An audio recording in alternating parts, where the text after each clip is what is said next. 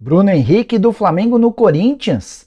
Vídeo de hoje do canal do Nicola vai te ajudar a entender o que há de verdade nessa história e vai contar também sobre o São Paulo, que está fechando com 2 laterais direitos. Informação importante no Palmeiras, que conseguiu, graças a uma manobra, quase 10 milhões de reais. Já o Atlético Mineiro ficou bem perto de vender um meio-campista. Te atualizo sobre a chance de o Flamengo contratar um meio-atacante japonês. Tem essas e outras novidades que envolvem o Campeonato Carioca, com as últimas do Vasco, do Fluminense e muito mais.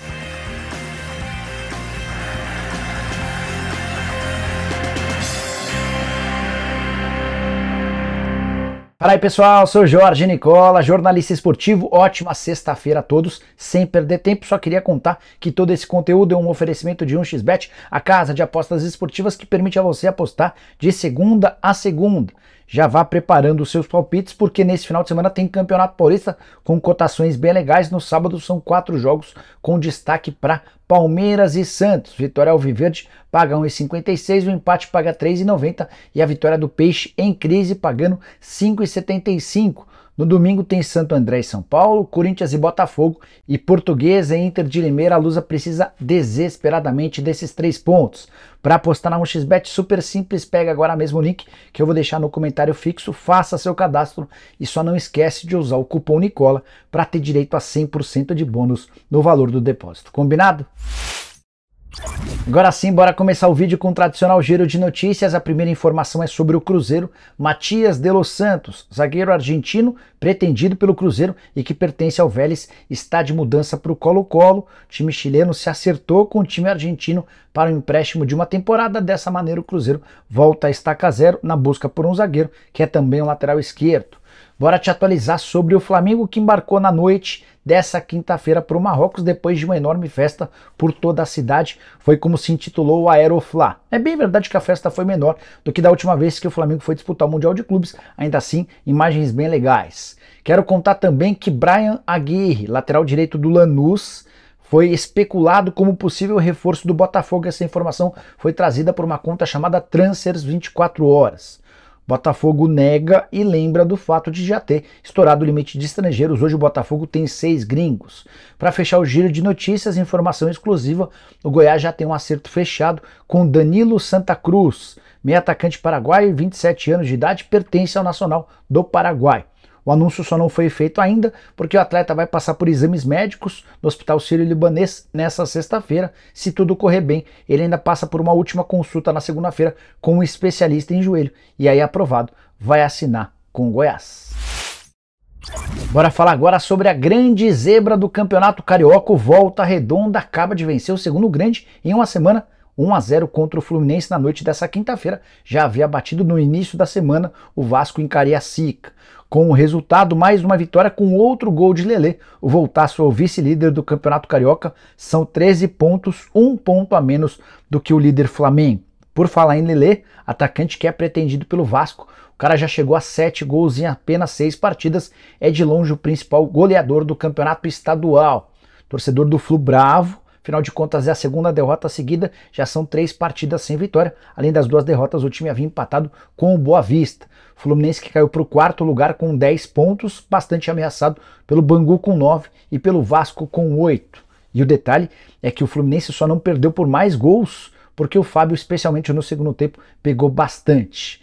Para completar sobre o Fluminense, conta aqui André, que não foi vendido para o Fulham da Inglaterra, apesar de uma proposta de 20 milhões de euros, fez talvez seu pior jogo com a camisa do Fluminense. E para completar, ainda foi expulso, fica fora de um jogo importante contra o Audax durante o fim de semana. Se o Fluminense decepcionou, o Vasco enfim desencantou. No primeiro jogo com o time principal em São Januário, vitória por 5-0 contra o Resende, com direito a 2 gols de Pedro Raul, que havia passado em branco nos 4 primeiros jogos com a camisa do Vasco. O centroavante marcou o primeiro e o último gol. O Vasco ainda teve como autores de gols nessa quinta-feira o Gabriel Peck, o Léo Pelé, além do Lucas Piton, lateral esquerdo, que tem ido muito bem. E jogador do Corinthians não tinha muito moral no Parque São Jorge, com a camisa vascaína tem sido bastante elogiado.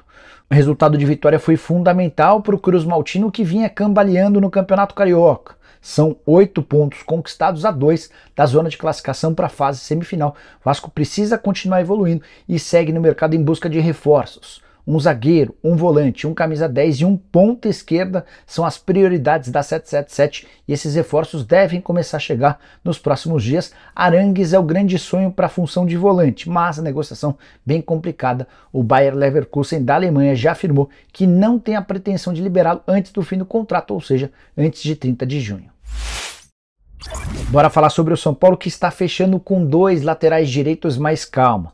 Não é motivo para festa, celebração, nem nada disso. Nomes pontuais. Você sabe do problema que o São Paulo está enfrentando com a lateral direita, né? Moreira só volta na metade do ano, operou o joelho. Rafinha e Igor Vinícius vão precisar de pelo menos mais 2 ou 3 semanas para estarem à disposição. Eles sofrem com lesões musculares. O Orejuela, que é o único atleta do elenco na lateral direita à disposição, tem ido tão mal, mas tão mal, que o Rogério Ceni cogita improvisar no setor e não mais utilizar o colombiano. Diante desse cenário, especulou-se a possibilidade da contratação de um lateral. Rogério Ceni pediu à diretoria, não gostou da intenção e está negociando com o Coritiba repatriar o Natan. Você lembra dele? Atleta revelado no São Paulo, disputou a Copa São Paulo de Juniores do ano passado e foi emprestado ao Coritiba. No ano passado foram 10 jogos, na atual temporada são 4, sendo 3 deles como titular. O Natan vivia seu melhor momento com a camisa do Coxa. E o São Paulo está tentando convencer o Coritiba a rescindir o contrato de empréstimo. O Coritiba tem a possibilidade de aquisição do jogador mediante pagamento de $1 milhão. Esse valor equivale a 50% dos direitos econômicos. São Paulo e Coritiba tentam chegar a um acordo para o repasse de outro jogador. O Coritiba libera o Natan e o São Paulo oferece um outro atleta para que o Coxa tenha à disposição durante a temporada de 2023. Se eu fosse dirigente do São Paulo, ofereceria o Orejuela. Jogador caro, salário alto, que não consegue render no São Paulo. Se resolveria 2 problemas. Traria o Natan para jogar enquanto os titulares não voltam e ainda se livraria do Orejuela. Aí você deve estar se perguntando, mas Nicola, você falou em 2 laterais direitos, quem é o outro? Esse chega para as categorias de base, no caso para o time sub-20. Felipe Rissani, só 18 anos de idade, disputou a Copa São Paulo de Juniores pelo Marília e enfrentou o São Paulo e deixou ótima impressão. Chega para jogar no sub-20 na preparação para as competições da temporada e também para a Copa São Paulo de Juniores de 2024. Se arrebentar, pode ser promovido para o time principal, mas num primeiro momento vai se integrar ao time que fica em Cotia. E essa história de que o Flamengo está contratando um japonês. Informação que surgiu nas redes sociais da conta de Kishoya Nakajima, 28 anos de idade, atualmente no Antalyaspor da Turquia, interessa ao Flamengo. Informação do Diário de Transferências, lá de Portugal, foi o primeiro a especular sobre esse assunto. Conheci o Nakajima nos tempos em que era comentarista da ESPN e fazia vários jogos do Portimonense. Nakajima chegou a ser comprado por um valor alto pelo Porto, acabou não dando certo em um dos principais clubes do futebol português e foi para a Turquia. Para adquiri-lo em definitivo, o Flamengo precisaria desembolsar €1,5 milhão ou R$8.200.000. Tentei consultar o pessoal do Flamengo, mas já havia, a grande maioria da delegação já havia embarcado para o Marrocos, não consegui resposta a tempo. O que eu posso assegurar para vocês é que o Nakajima não tem talento para jogar no rubro-negro. Uma coisa é você jogar no Portimonense, no Antalyaspor, outra coisa é você não dar certo no Porto e imaginar que esse cara possa ser titular ou uma peça importante no Flamengo. Se o Flamengo pensou em contratá-lo, está completamente equivocado. O Nakajima não tem sido nem titular absoluto no Antalyaspor. Só para arrematar, o rubro-negro não descarta a possibilidade de repatriar o Michael. Também contei para vocês que Caio Jorge, que pertence à Juventus, foi um nome especulado e o rubro-negro está de olho em Luiz Araújo, outro jogador que é pretendido pelo Palmeiras. Quero falar sobre o Palmeiras, que mandou muito bem nos bastidores, garantindo quase R$10 milhões a mais na negociação do Danilo. Você lembra que o Danilo foi vendido para o Nottingham Forest, negócio de €18 milhões, que hoje equivalem a R$99 milhões. O Palmeiras é dono de 80% dos direitos econômicos, os outros 20% pertencem ao Cajazeiras, um time na Bahia, onde o Danilo foi revelado.